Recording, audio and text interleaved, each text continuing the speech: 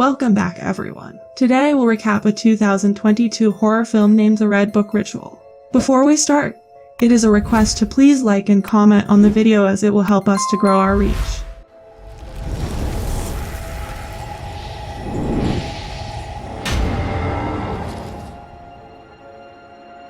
At the beginning of the movie, we see a lady doing some kind of ritual. She cuts her hand and draws some satanic symbols on the wall with her blood. Then we are shown her face, which is quite scary. We then see three friends, in which Sophie is explaining to them the rules of a game. 1. Go into a quiet room. 2. Place a candle in the middle, light it, and use a book with a red cover and without illustrations. 3.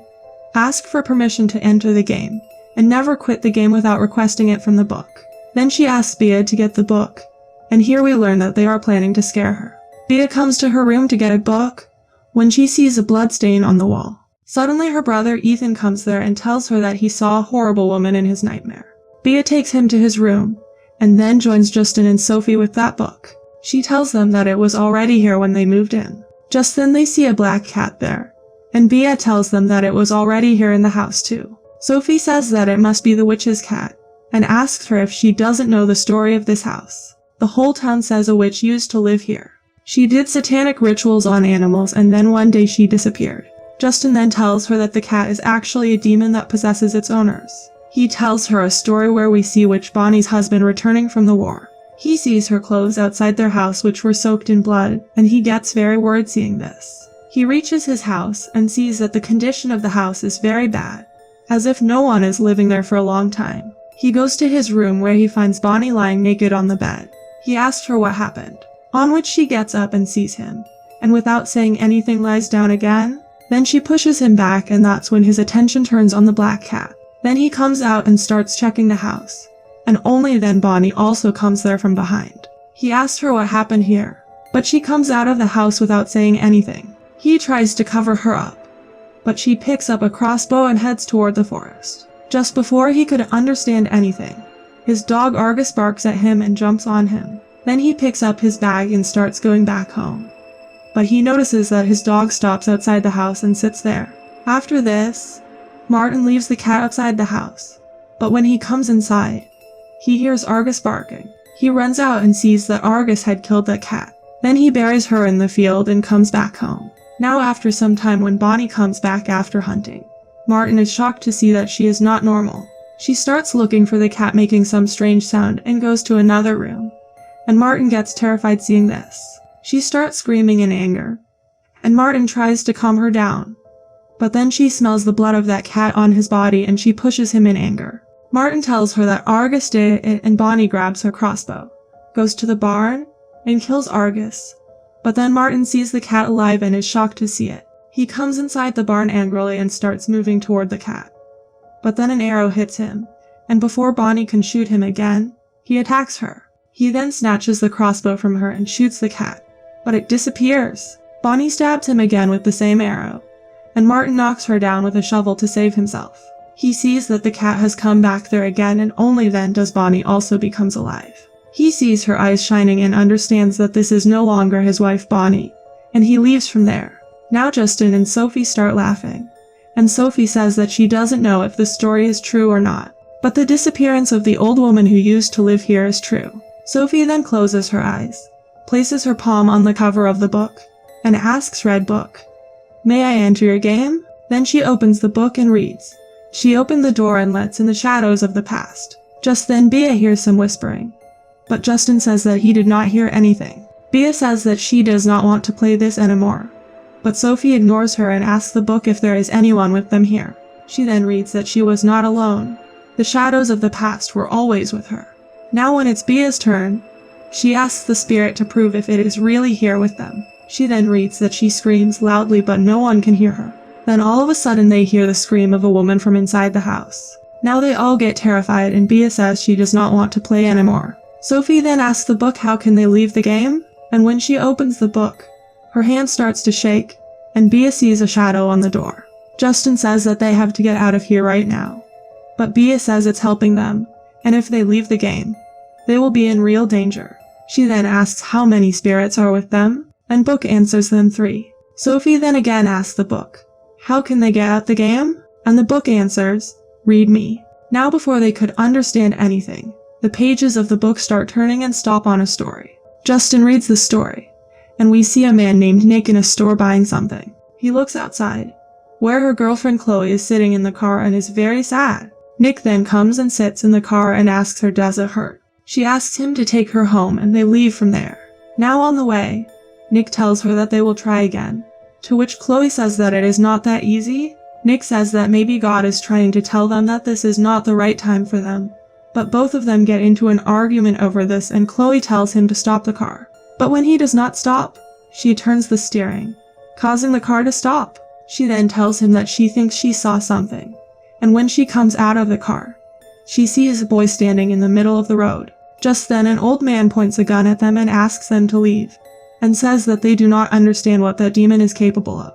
Nick tells Chloe to listen to the man, but Chloe starts running toward the boy, and the old man shoots her. Now Nick angrily knocks down the old man, and then he makes Chloe sit in the car. Chloe tells him that they can't leave the boy like this, so Nick starts walking toward him. The old man tries to stop him, but Nick grabs the boy's hand and brings him to Chloe.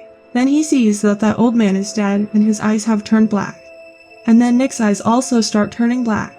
And here Chloe also gets terrified seeing that boy's face. Here blood drips from Justin's finger on the book, and he sees someone there.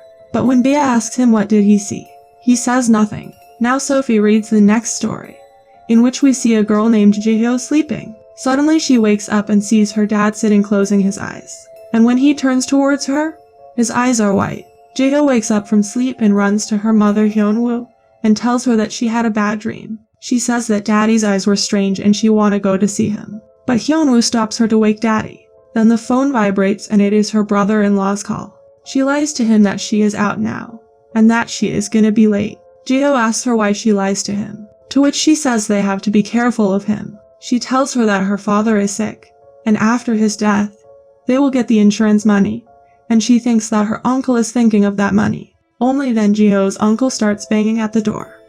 But both of them sit quietly inside and start laughing. Now after he leaves, Hyunwoo goes to her room, and when 𝐂𝐄𝐒 also starts going to her room, the door of one of the rooms opens. She comes to the room, where we see her dad tied to the bed. 𝐂𝐄𝐒 checks his eyes and only then he wakes up. He says that he wants her to call her uncle, and tell him to come when mom is not here. Just then Hyunwoo also comes there and 𝐂𝐄𝐒 hides under the bed. Then we see that Hyunwoo has placed eye speculums on his eyes, and she takes out a needle from a box. Then she comes towards him and climbs on the bed, and 𝐂𝐄𝐒 could see their shadows on the wall. Now when Hyunwoo touches the pin on his forehead, 𝐂𝐄 also feels it on her forehead.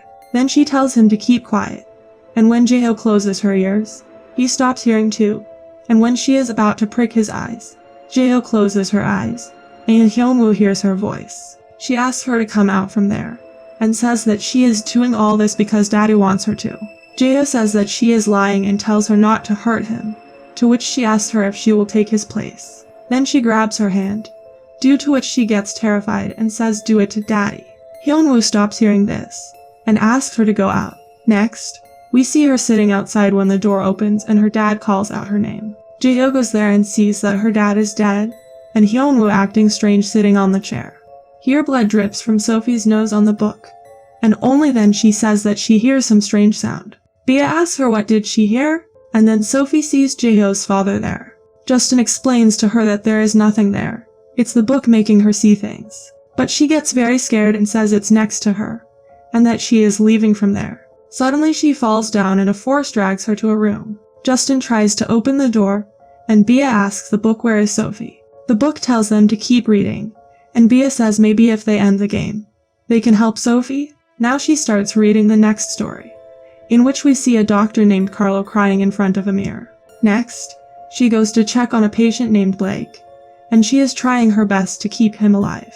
She tells Nurse Judy that they need another injection. Judy says there's none left here, maybe in the East Wing, to which she says she will get it. The patient's wife tells Carla that keeping him alive isn't right, and here we learn that the patient is Carla's brother. Carla goes to the East Wing to get the injection, and sees that that wing is completely deserted. Now she is looking for it when she hears some sound, but she ignores it. Finally, she gets that injection, and when she starts leaving from there, she sees that her stethoscope has disappeared from there. She ignores it too and starts leaving. But the door was locked. Only then does she realize that someone is behind her. But there is no one there. Then she starts looking for another way out when she hears some sound from behind. Looking back, she sees a room light on, and when she goes there, it turns out to be a messy bathroom. Then she hears someone's voice from inside. But there is no one there. And when she peeks inside the tub, the music starts playing. She goes there and turns off the music and feels that someone is joking with her. She gets another exit, but that too is closed, and only then someone calls her name. She runs from there and comes back to the exit door and starts asking for help. But then she hears some sound from behind and sees that someone is walking towards her. Seeing this, she gets terrified and goes to a room, and when she comes out, she finds no one there. She quickly picks up her torch and starts going inside, and only then the music starts playing. She goes to that room and sees that the injection is there, and as soon as she picks it up, she hears some sound and an entity appears in front of her. Carla gets very scared of him and again comes to the exit and starts asking for help.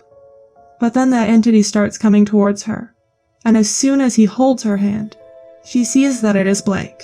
He points her to the medicine and she says she cannot do it, but Blake smiles, and she releases the medicine, and Blake disappears from there. Then she comes back to the ward and meets Blake for the last time, after which she stops his life support, and Blake dies. Here Bea says that the story was about her mom, and then her blood also drips on the book. She says that they all bled on the book. She thinks that their blood is fitting the book and it's giving life to it. Justin says he doesn't care and it's over. But then the pages of the book turn and Bea says there is another story here. Only then she sees her mother in front of her going inside a room. Justin tries to explain to her that it's not real, but Bea goes after her mother, and Justin hears Sophie's voice. He goes to that room where Sophie says it hurts, and suddenly demonic hands break his neck and pulls him inside. Now we are shown the last story of that book, which belongs to England. Here we see a girl named Maggie who is the pastor's daughter and is filling a bottle of holy wine. The pastor asks her if she is ready, to which she smiles and says yes. When both of them reach the church, all the people of the village are present there. Now the pastor tells everyone that they should live as they are born, and that they should not do anything against the will of God. There is also a boy in the church who is watching Maggie. The pastor then tells the people that if a man also lies with a man as he lies with a woman, both of them have committed an abomination. They shall surely be put to death, and their blood shall be upon them. Then we see Maggie getting intimate with an old lady, and when Maggie leaves her house, the boy has seen her. They both enter that old lady's house and make her captive, after which her hands are tied and she is taken throughout the village. And then after tying her at one place, all the villagers start throwing tomatoes at her. Then when Maggie reaches there, she is also given tomatoes to throw at that woman, and Maggie has to do it under pressure. The woman then looks at Maggie and we see an entity behind her. After this, Maggie makes everyone drink holy wine one by one in the church, and the pastor starts preaching again. But then blood starts coming out of people's nose, and they start vomiting. And here we see that black entity behind Maggie again. Next, we see that everyone in the church is dead, and Maggie is back home. She takes a knife and goes to the room where the lady is being held captive, and she kills the boy who is molesting her. And then they leave the village. Here the wallpapers of Bea's room were torn, behind which she finds satanic symbols on the wall. Then a noose falls on her neck, causing her to suffocate. But then she falls down. She goes outside and sees that Sophie has taken her brother Ethan at knife point. She cuts off one of his fingers from which his blood drips onto the book, and she releases Ethan. After this she starts reading a spell in another language and says that she is coming now. And then she slits her throat and dies. Bea asks Ethan to go to his room and hide, and sees blood toppling out of the book. She then hides behind a chair, and we see an entity coming out of the book behind. And this is the same witch that we saw at the beginning of the movie. Then that witch leaves from there. But as soon as Bea comes out, that witch comes back, and vomits inside her mouth. Next, we see her outside Ethan's room, and she tells him to come out, and then the witch comes out from behind her and the movie ends here. Please like and subscribe to my channel and click the bell icon never to miss new video updates. Thanks for watching.